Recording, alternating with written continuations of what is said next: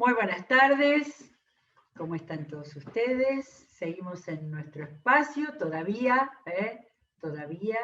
por una semana más, creemos, a las 15:30 de la tarde, y después, de acuerdo a las perspectivas, se va a dejar dormir la siesta a las personas que lo acostumbraban, y vamos a arrancar a las 17, hora en que empezará, después de ese tiempito de margen sin programas, empezará la programación de la tarde hasta la noche, ¿sí? De todas maneras, esperemos el anuncio oficial, por si acaso hay algún otro cambio todavía, ¿sí? Siguen aumentando los inscriptos para el Plan Maestro del Discipulado Cristiano, ¿sí? Aumentando día a día, ¿sí? Con el mail al cual hay que inscribirse, el Plan Maestro por Zoom. Allí ustedes van a encontrar la oferta de días y horarios para el mejor horario que les convenga, de acuerdo a trabajo, de acuerdo a la asistencia también a otras escuelas que la iglesia está ofreciendo.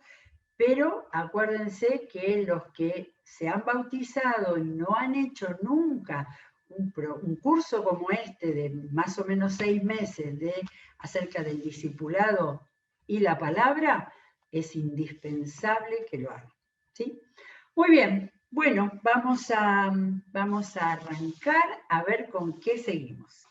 Después de todo Lucas, después de haber ido al Antiguo Testamento con los pactos, que nos ha llevado algunos días, estuve ahí orando y pensando a ver con qué podíamos seguir, que fuera un poco diferente.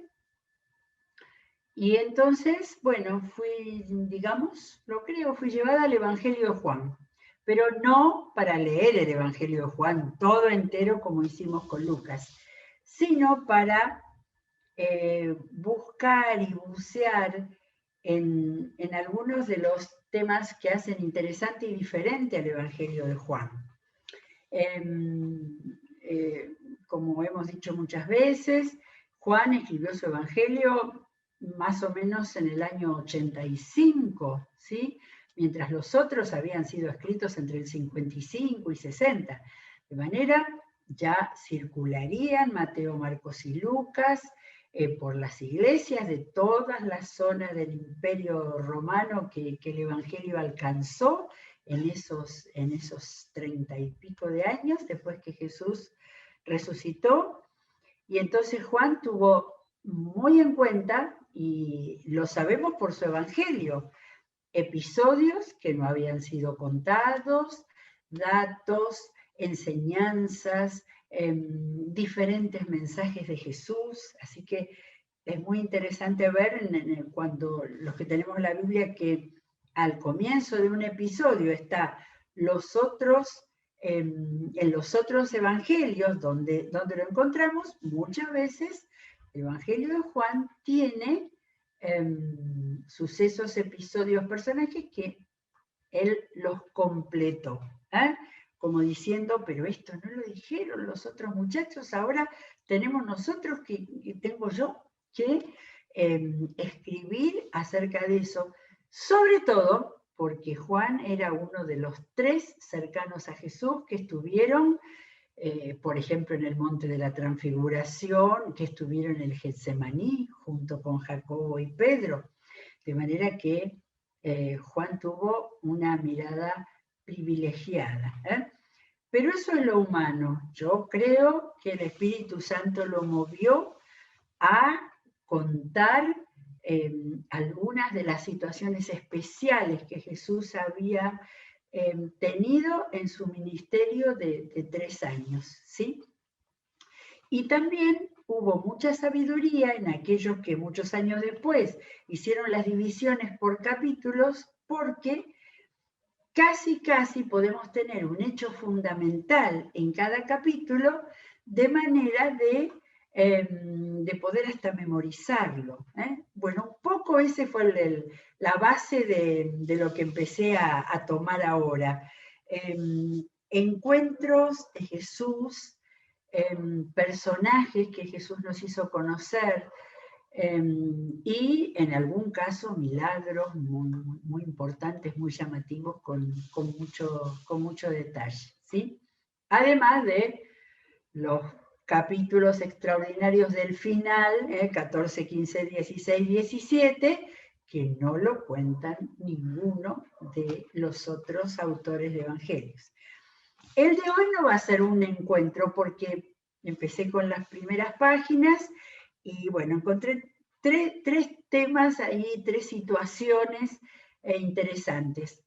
Les pido por favor que no digan, esto ya lo conozco, esto ya lo sé, esto lo leí muchas veces. No, como todo en la palabra, hay que escucharlo, en este caso se escucha, hay que escucharlo, imaginarlo, pensarlo, y que el Señor nos muestre, nos revele, porque ahí son las cosas de revelación, que había algo de lo que Él había hecho que no nos habíamos dado cuenta. A lo mejor que no lo dejamos que lo hagan en nuestras vidas. Bueno, hoy empiezo con 3 episodios de los capítulos 1 y 2 de Juan. Me di cuenta, no me acordaba cuando tomé Juan, es que Juan no cuenta el bautismo de Jesús, ¿sí? Pero sí cuenta algo muy interesante que está acá solo, 1, 29 al 34.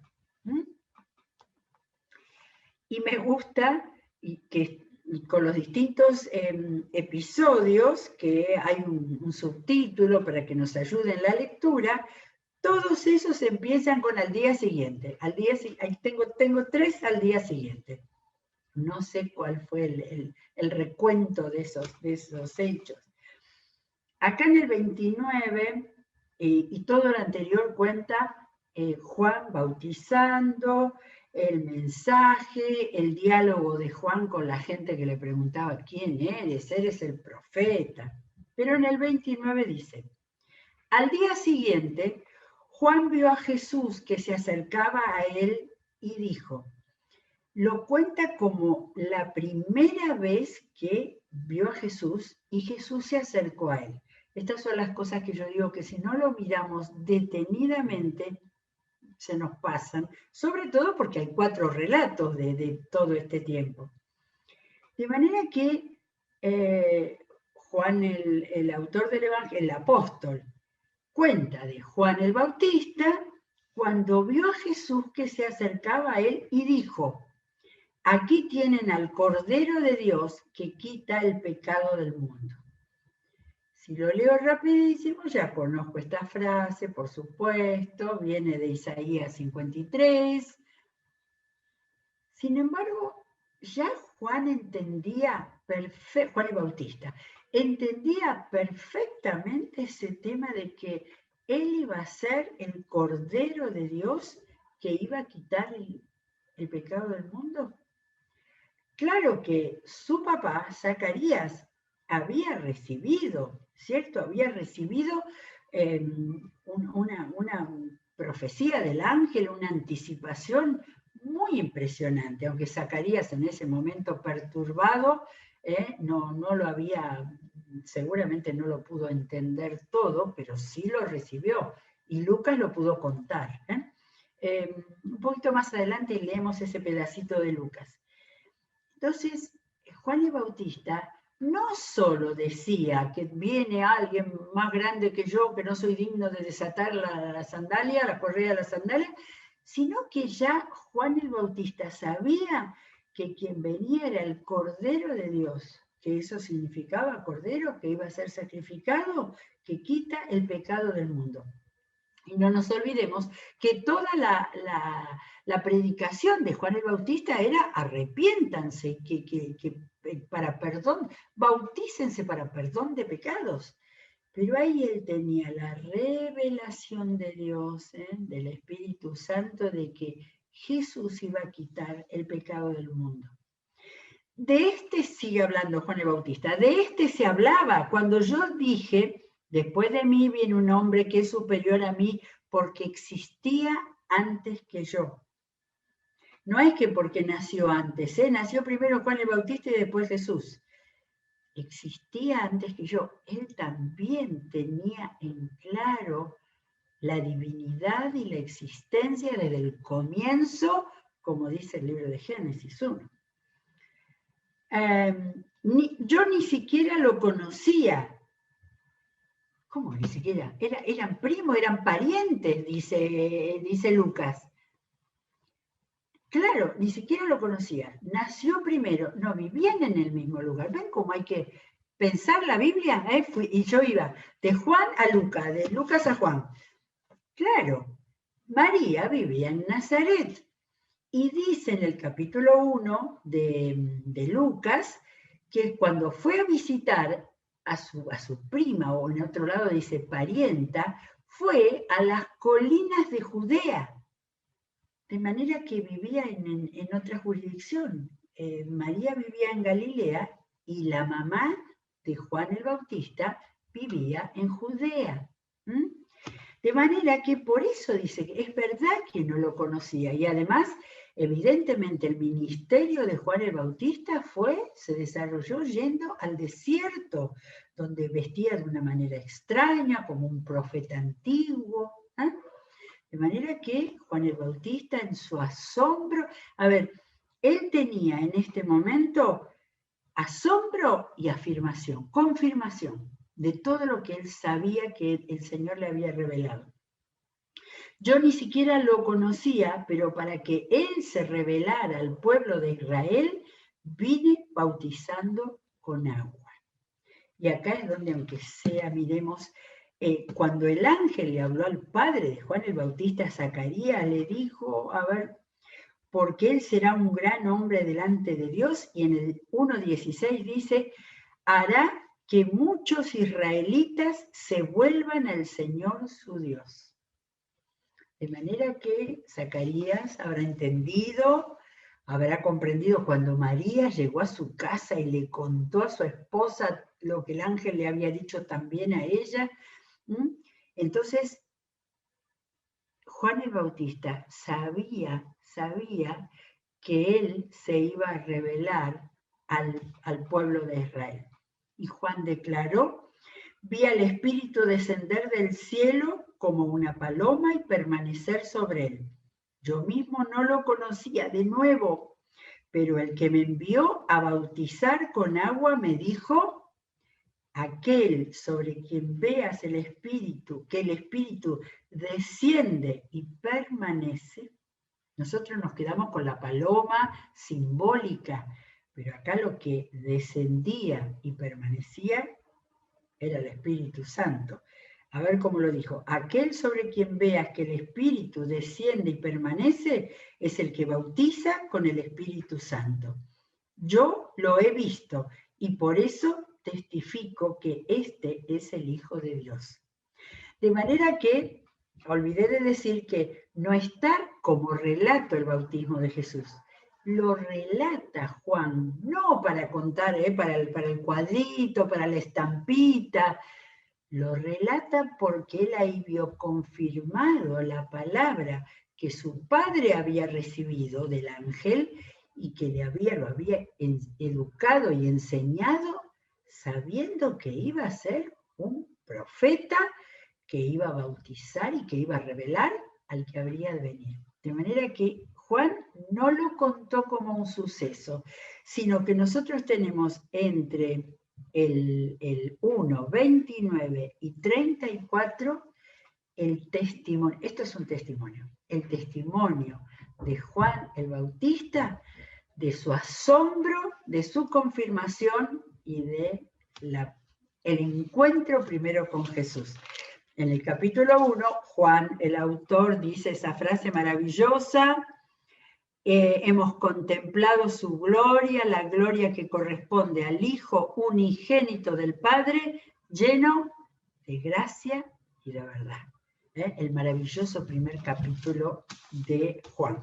Leímos un pedacito de la segunda parte del primer capítulo. Bueno, después viene, y lo hemos leído en otro momento, todo el resto del capítulo 1, donde Jesús va conociendo.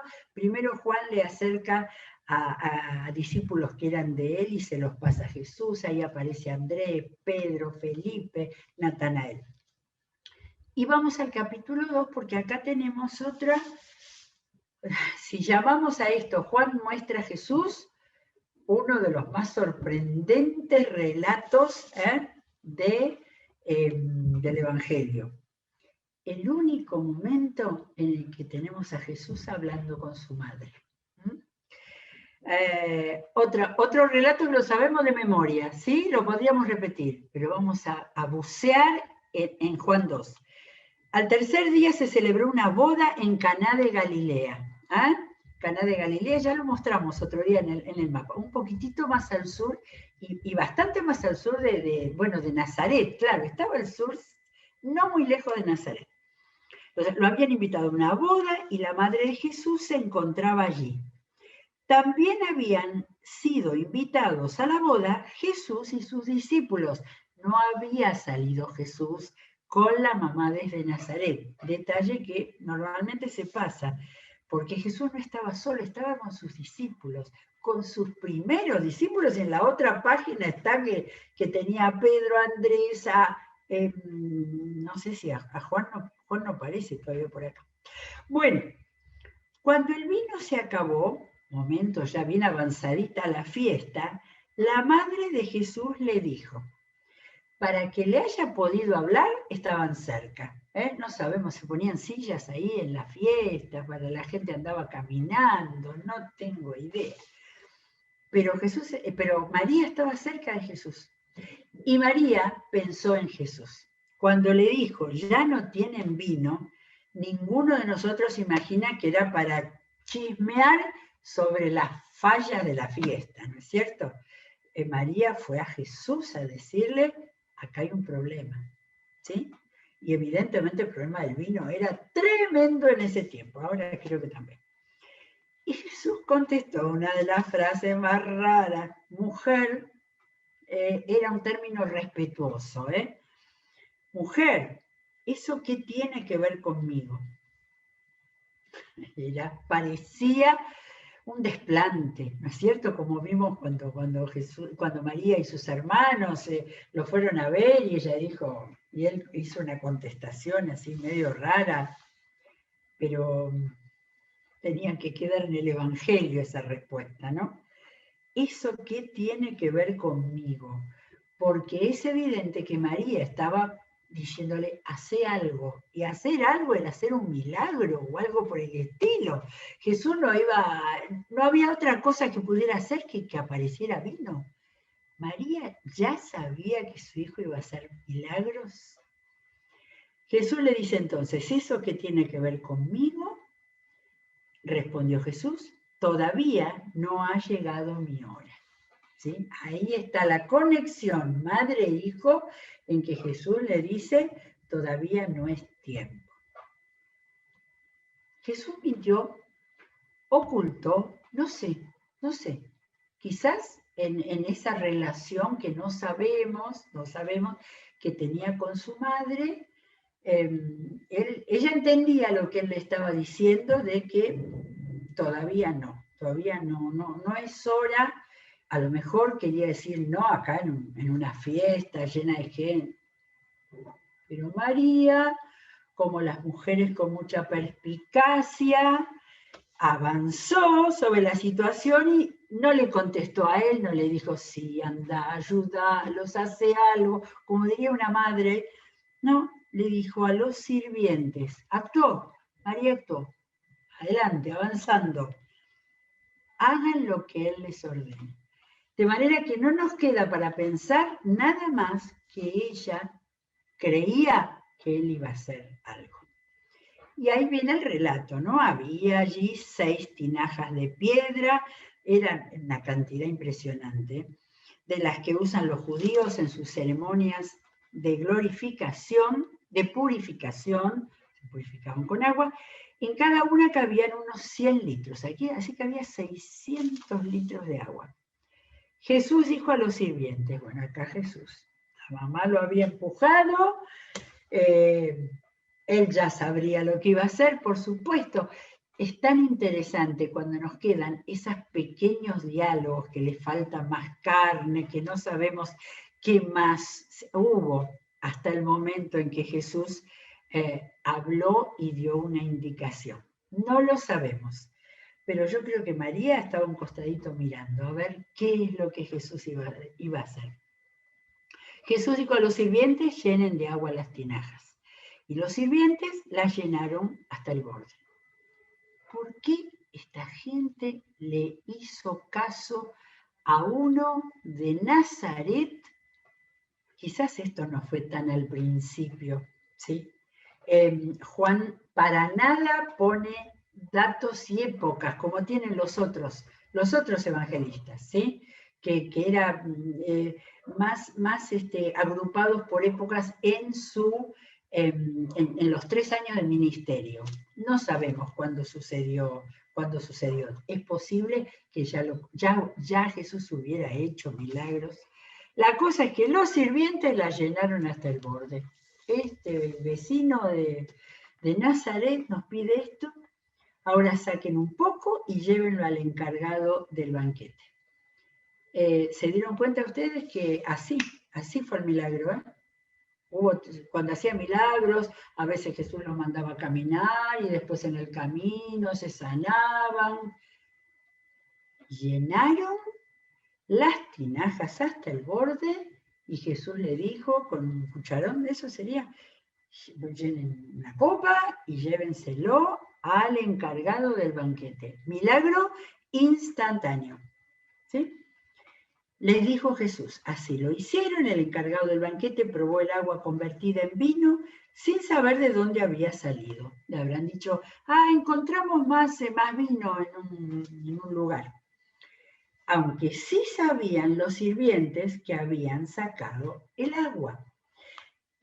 Cuando hacemos estas lecturas para abrir la Biblia, la cosa es bucear y encontrar, a ver, los sirvientes que estaba María, digamos, en un costado, los sirvientes que habrán mirado a Jesús cuando le dijo que llenen las 6 tinajas, las llenaron y al sacar con el cucharón o con la copa o con el vaso, no era color agua, era color vino. De manera que los sirvientes habrán seguido al cucharón hasta el hombre que era el encargado, el maestresala, decía en la Reina Valera 60. Y lo habrán seguido para ver lo que decía este hombre. Entonces llamó aparte al novio, ese no hizo ningún comentario delante de los sirvientes. Llamó aparte al novio y le dijo, todos sirven primero el mejor vino y cuando los invitados ya han bebido mucho, entonces sirven el más barato, pero tú has guardado el mejor hasta ahora. De manera que el milagro de Jesús es... debe haber habido tantos comentarios en la historia de la iglesia sobre esto. Tantos comentarios de decir... Jesús,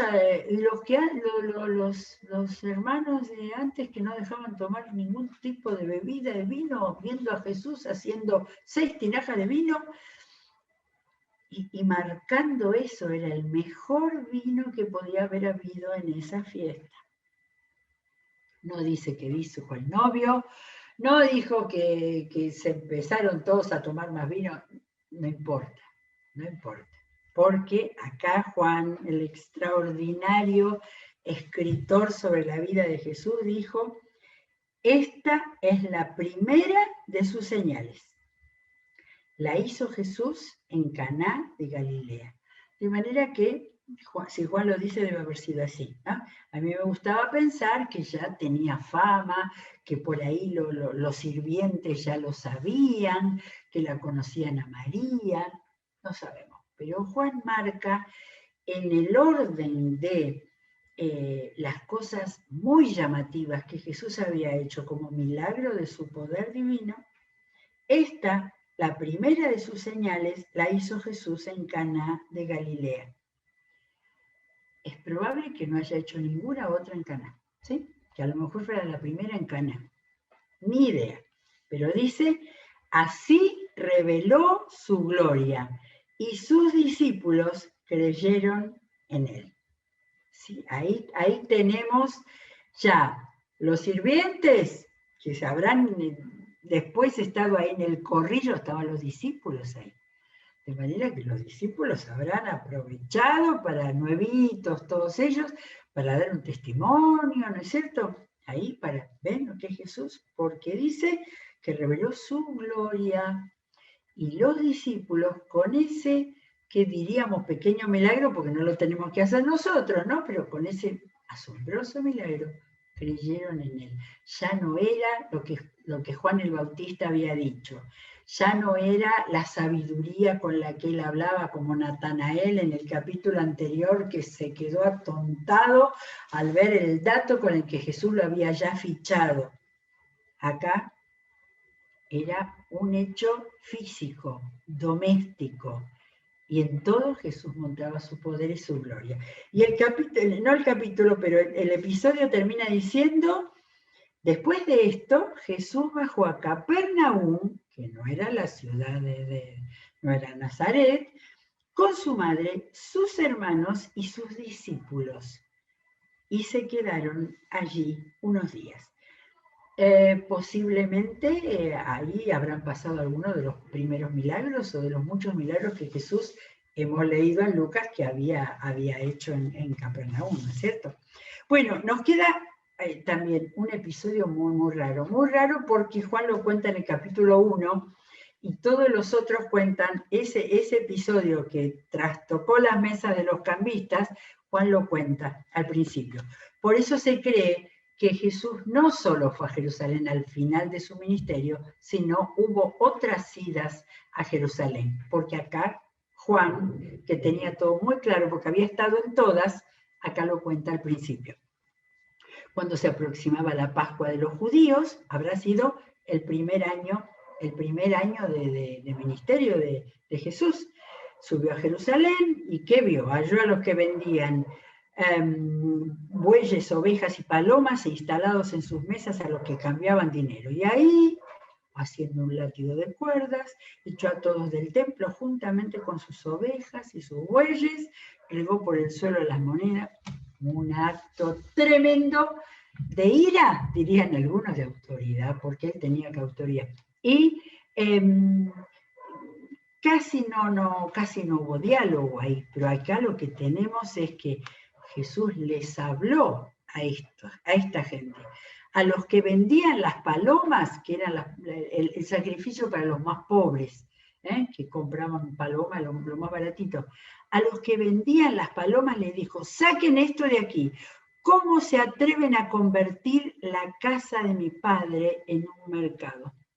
Sus discípulos se acordaron de que está escrito: el celo de tu casa me consumirá, ¿sí? Y saben que no busqué dónde estaba este versículo. Versículo 17 en el Salmo 69, que lo leímos hace poco para Lucas. Ahí dice: el celo de tu casa me consumirá. Y después le empezaron a preguntar: ¿qué señal puedes mostrarnos? Y ahí empezaban todo el acercamiento de la gente que quería conocer a Jesús y que estaba también, así como trastornó la puerta, el atrio de ahí del templo con la venta y con todo eso que estaban ensuciando el centro de la adoración, ahí estaban los que empezaban con sus dudas a rodearlo. Muy bien, terminamos acá. Casualmente doy vuelta a la hoja y viene el capítulo 3. De manera que vamos a empezar la semana que viene con Juan 3. Muy bien, nos veremos en los cultos, si Dios quiere, estaremos juntos o por el canal y vamos a disfrutar de la palabra de Dios y la comunidad de los hermanos. Que Dios los bendiga.